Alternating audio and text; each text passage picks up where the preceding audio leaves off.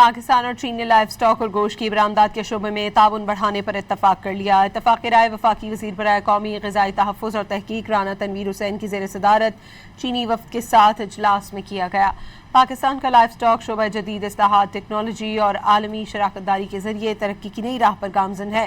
اس تعاون کے تحت پاکستان میں جدید سلاٹر ہاؤسز، میٹ پروسیسنگ سہولیات اور برآمدی انفراسٹرکچر کے قیام کو فروغ دیا جائے گا۔